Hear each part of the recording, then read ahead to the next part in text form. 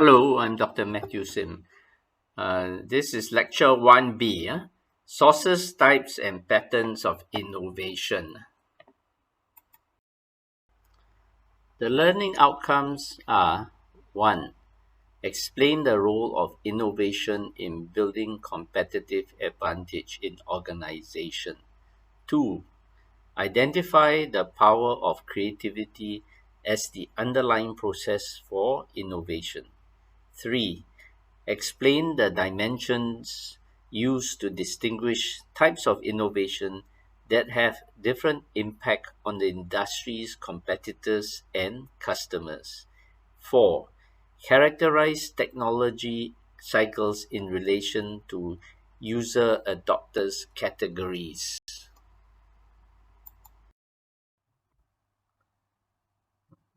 Much of the information from sources, types, and patterns of innovation comes from the smart book. You need to uh, read it on your own later and do the 8 graded learning quizzes. The book is called Strategic Management of Technological Innovation. Strategic Management of Technological Innovation, 6th edition by Melissa A. Schilling. Right, Melissa A. Schilling.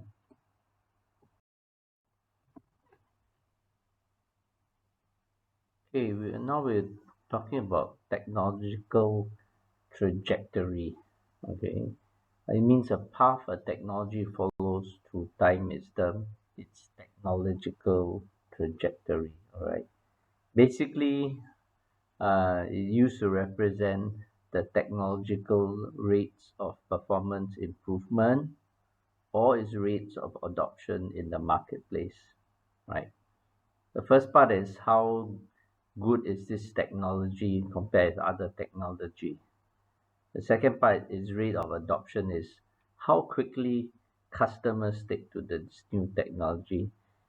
Not all technologies are the same. Sometimes some technology which are very good, they are never uh, embraced by the customer because they are too difficult to learn or to apply, even though technology may be good. Okay, now we are going to look at the different types of innovation. In this book, they have divided into 4 types of innovation: product versus process innovation, radical information versus incremental, competence enhancing innovation versus competence destroying, architecture innovation versus component innovation. We'll go through this slide by slide. Um, okay, product versus process innovation. Product is the goods or services made by the company, and the product innovation are embodied in the outputs of an organization. The process innovation are how you improve on the process of manufacturing the product. So the example they give here is that Tesla used automation for the manufacturing of a car. In the past, General Motors, Ford, they use a lot of people to to to build the cars. Tesla is doing something different. Okay, the different another example will be KFC lah, Kentucky Fried Chicken. The product is a chicken. The process is basically how you fry the chicken. They pressure cook the chicken, right? So there's product innovation and there's process innovation, right? And they both impact one another, right? And sometimes what is a product innovation for one company can be a process innovation for another company, right? So it depends on the situation. Okay, process innovation also are oriented towards improving the efficiency or effectiveness of production. Uh, Efficiency means you use less resources to produce the same product, right? It can also mean many things like reducing defects, improving the quality of the product which you manufacture, right, at the given time. Um, so both are important in an organization, right? The customer buys the product, but in order to manufacture the product effectively and efficiently, sometimes you need process innovation. They both go hand in hand. Okay, now we talk about radical versus incremental innovation, right? Radical innovation are those which are new and totally different from existing products and processes, whereas incremental innovation may involve only a minor change from existing practices. All right, so example, in the old days, people used to ride horses. So when you invent a motor car, that is a radical innovation, right? Radical innovation. In the past, people used to take uh, right, ships. Lee Kuan Yew took a ship from Singapore to London to study at the University of Cambridge. Nowadays, you fly from Singapore to London. That is radical innovation. Okay, then what is incremental innovation? Incremental innovation basically means small changes. For example, you have an Apple iPhone, right? Every year they come out with a new iPhone. So these are incremental innovation. You have iPhone 7, iPhone 8, iPhone 9, iPhone 10, 11, and so on. So these are called incremental innovation.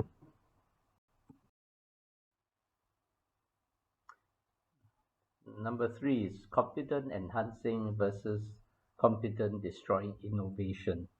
Right? These are seen from the perspective of the firm. A competent enhancing innovation builds on the firm's existing knowledge base, right? For example, Intel has Pentium chips, and they keep on improving on the chips. 286, 386, 486, right?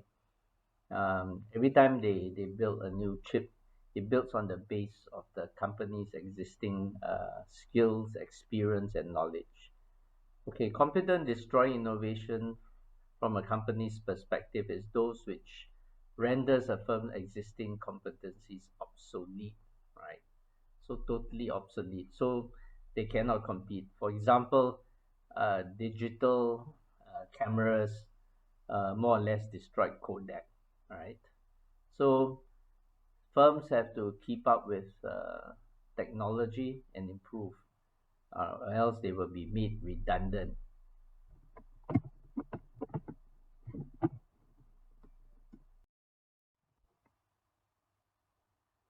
And now we talk about architectural innovation versus component innovation, right? Component innovation entails changes to one or more components of a product system, right? But the overall design remains the same. So the example they give here is maybe a bicycle seat is gel filled material, right? By adding gel filled material.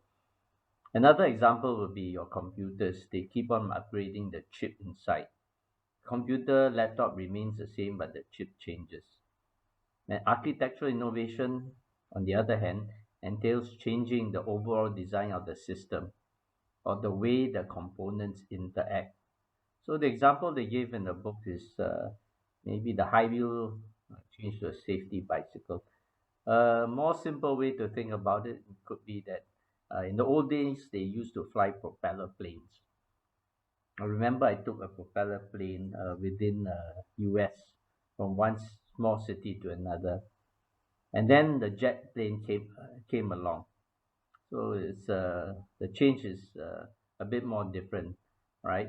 Because using jet and using propeller, the plane requires different runway length.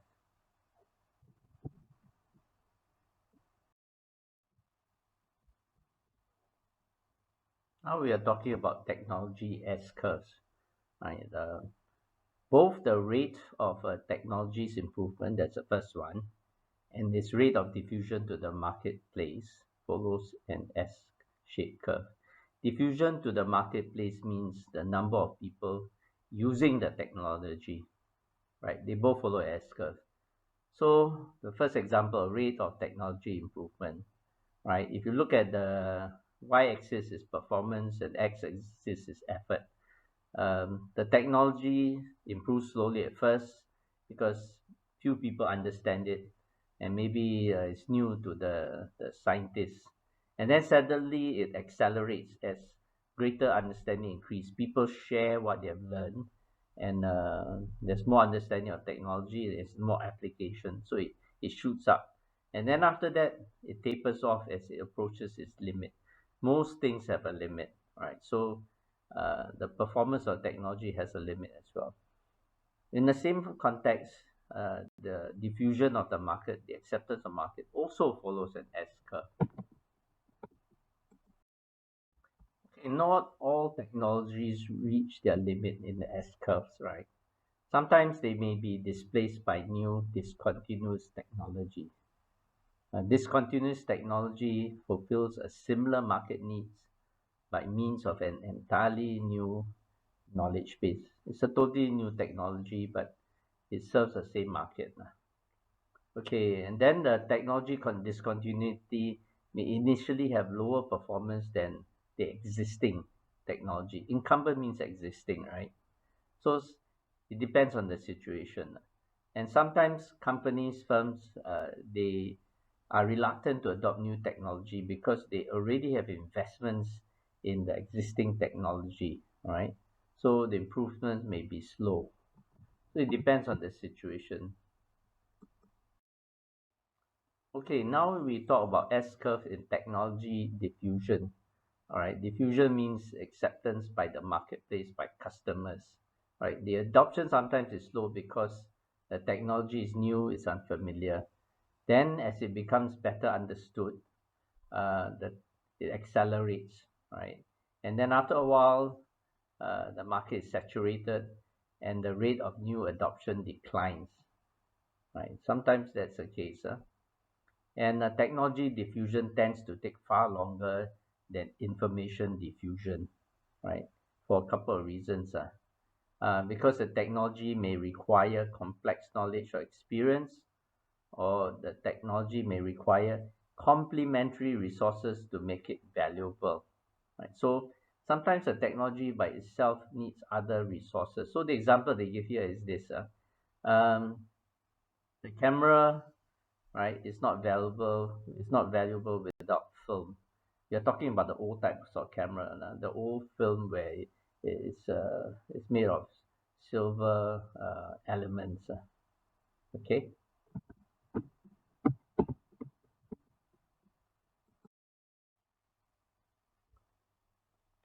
The S curves of diffusion are part of the function of the S curve in technology improvement. Diffusion, as I mentioned, is how many people use the technology. So the learning curve leads to price drop, which accelerates diffusion. So when you look at the chart on the left, as people learn more about the technology and they make it more uh, efficient, the price of the product using the technology will fall. So you look at the left side, the price of the product will fall. On the right side, once the product falls, of course, more people will begin using it. So the percentage of diffusion is the graph on the right side. You see a rough S curve coming up, right? As things become cheaper, more people use it until there's a limit, until the market is saturated. That means almost all the people who want to use it will be using it. That is where the curve flattens out. The right curve flattens out to S shape. The S curve can be used as a prescriptive tool. The managers can use data to map out the S curve.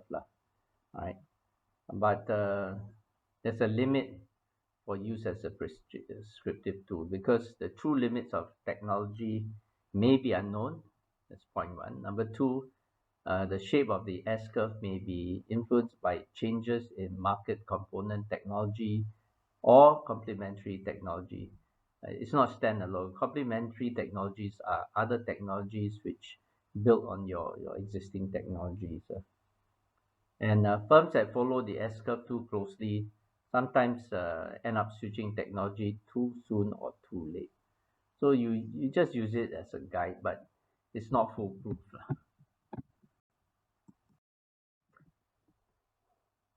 Under the diffusion of innovation, this Rogers has uh, identified five doctor categories.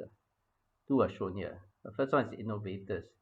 These are the first 2.5% of individuals to adopt innovation, right? So they are comfortable with complexity, uncertainty, they're adventurous, right?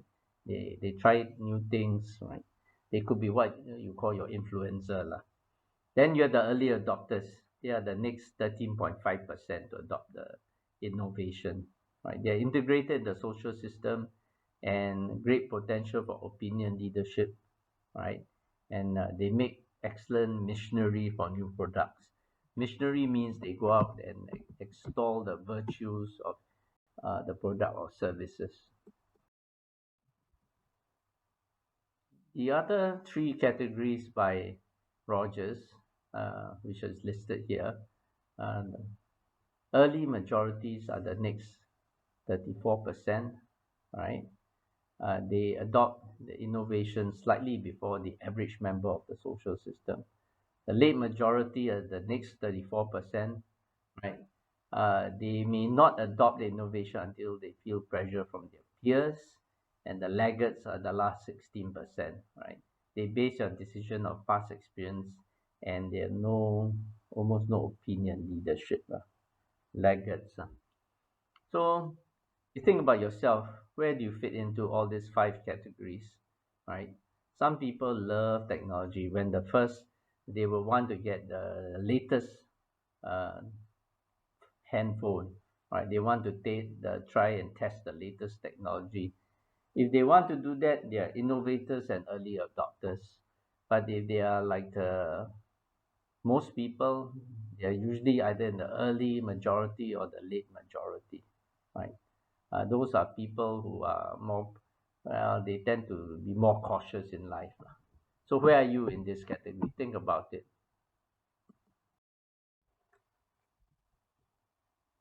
Okay, there are two charts here. The top chart shows the S curve of the cumulative adopters, right? The S curve.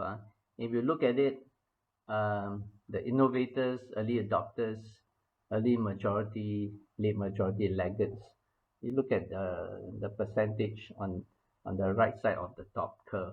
It forms the S shape. And then you look at the bottom curve. It's a normal bell-shaped curve of the market share. All right. So um, the first half of the market share will be taken by innovators, early adopters, and early majority. And then the other half will be taken by late majority and laggards. That shows you the spread. Okay, life is a cycle, and technology change tends also to be cyclical. Okay, so for each new S curve, right, there's initial period of turbulence, followed by rapid improvement, and then diminishing returns. And then after that, the technology will be replaced by another new technological discontinuity. So these two researchers, Atterbeck and Abernathy, characterize technology cycle in two phases. The first phase they call a fluid phase, where there's uncertainty about technology and the market, who will use it. All right. And then after that, you have the dominant design phase, where this specific phase where firms focus on improving, incremental improvement on the design and manufacturing efficiency. So one design becomes dominant, and then they just work on improving the efficiency and incremental improvements of that particular dominant design. Okay, another set of researchers, Anderson and Tushman, also found that technological changes proceeded cyclically. So they have a period of turbulence and uncertainty, which they call it a era of ferment. And then they have also a era of incremental change. If you look at the chart, it's a period where there's a dominant design selected, right? So the era of a man, there's a competition, design, substitution, a lot of turbulence, and then after that, more or less, um, you have a dominant design, people improve on it. So example I can give you is the handphone. Initially, there were many uh, designs, but the current dominant design is your smartphone. Samsung, Apple, right? They are the major ones. Then you have the Chinese companies coming up. But the design, if you look at the phones nowadays, the design are more or less the same. But in the past, the handphones were different. They were made of buttons, right? It wasn't smartphone. There were BlackBerry, right? So there were many different variations of design. Now is the period of what you call era of incremental change until something comes up and change the whole handphone market.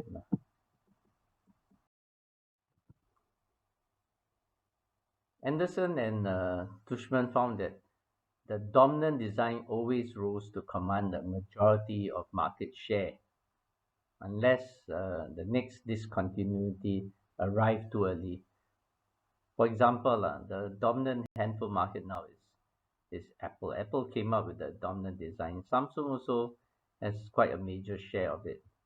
Okay, but the dominant design usually was never in the same form as the original discontinuity, right? So it changes, um, and its bundle features will meet the needs of the majority of the market, right? So in the past, the handphone was always just a handphone to make calls. But now, if you think about it, the handphone is a lot of things. It's a form of entertainment. You can watch videos on it. You can listen to music on it. It is a watch. You can tell time on it. It is a telecommunication tool like what it was meant in the past, right? And then there are many apps which you can use, which in the past nobody had ever thought of.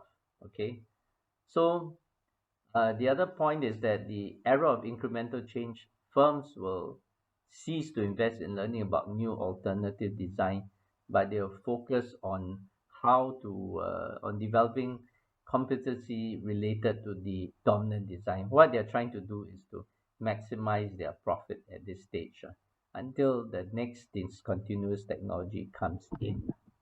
Right? Okay, for almost every lecture, we have what you call the online self-directed learning, right? Online self-directed learning. You have to do your own reading and to do 8 graded quizzes, which I will elaborate. We have uh, we have arranged for you to have access to a smart book. Smart book is called Strategic Management of Technological Innovation, 6th edition by Melissa A. Schilling. It is a publication by McGraw-Hill. All right, you need to read the book and do the 8 learning quizzes. So for today, you will read chapter 3 on your own. Right, chapter 3 of the smart book, Strategic Management of Technological Innovation. You don't have to read everything. Just read the highlighted portions and then do the 8 learning quiz. All right, but for this um lecture, you just read chapter 3. Chapter 3. You have to read the smart book, which can be found on the LMS. LMS means Learning Management System. The LMS is also called Brightspace. The LMS is also called Brightspace. So we use the term interchangeably, right? So I want you to read chapter 3, and after that, I want you all to do the PDI graded quiz, chapter 3, part A. You have 3 attempts. This is graded as part of your overall coursework. The 8 learning online quizzes opened on the 17th of October 2022 and will close on the 10th of February 2023, 11:59 p.m. There's no extension, so please do the learning online quizzes as early as possible. Thank you. Okay, thank you.